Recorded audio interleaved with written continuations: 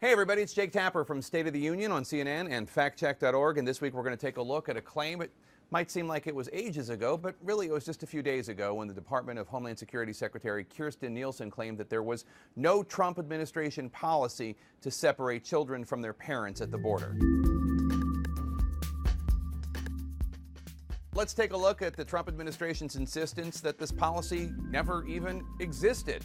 Here's Secretary Nielsen's tweet earlier in the week, quote, "We do not have a policy of separating families at the border, period." Is that true? Did the Trump administration not have a policy of separating families at the border? No, not by any reasonable understanding of the policy and the English language. Secretary Nielsen is parsing in a rather too cute way. The Trump administration policy was actually a zero-tolerance immigration policy. It was enacted in April, and it forced the Department of Homeland Security to refer all 100% of adults caught crossing the border illegally for criminal prosecution. Before, there was prosecutorial discretion. They could be prosecuted or not. But by referring everyone for criminal prosecution, that directly resulted in the separation of families. It's like saying, if you're playing basketball and you're taking a shot and I push you, I didn't actually cause you to miss the shot. Well, I took an action that caused you to miss the shot. In fact, for a long time, members of the Trump administration talked about enacting this zero-tolerance policy, at least in part, to create the separation of children from their parents as a deterrent, so families would stop trying to cross the border illegally. Take a listen. In order to deter more movement along this terribly dangerous network, I am considering exactly that. They will be well cared for as we deal with their parents. If you smuggle an illegal alien across the border, then we'll prosecute you for smuggling.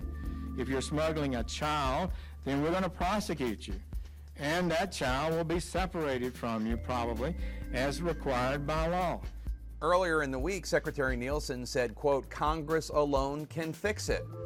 But then, just a few days later, President Trump announced that he alone was going to fix it. Similarly, President Trump signed that executive order directing that families be detained together less than a week after he said, quote, "You can't do it through an executive order." However, President Trump also said that the zero-tolerance policy will continue. Now, this is going to be difficult because under a consent decree from 1997, the so-called Flores versus Reno decision, no undocumented child can be detained for longer than 3 weeks by the U.S. government. So if adults and children are together during this period, they're not going to be able to be detained if they stay together for longer than 3 weeks. All of it, like most immigration law, is rather complicated. But the bottom line, while Secretary Nielsen and President Trump initially tried to deny that this was their policy, and they tried to deny that they had the power to fix it, the administration's own zero-tolerance approach is the reason the families were separated. Moreover, according to other members of the Trump administration, one of the reasons they enacted it was to create the separation of families as a deterrent, so families would stop trying to cross the border illegally. A reminder to all you politicians out there, you're perfectly entitled to your own opinions, not to your own facts. I'm Jake Tapper for CNN State of the Union and factcheck.org.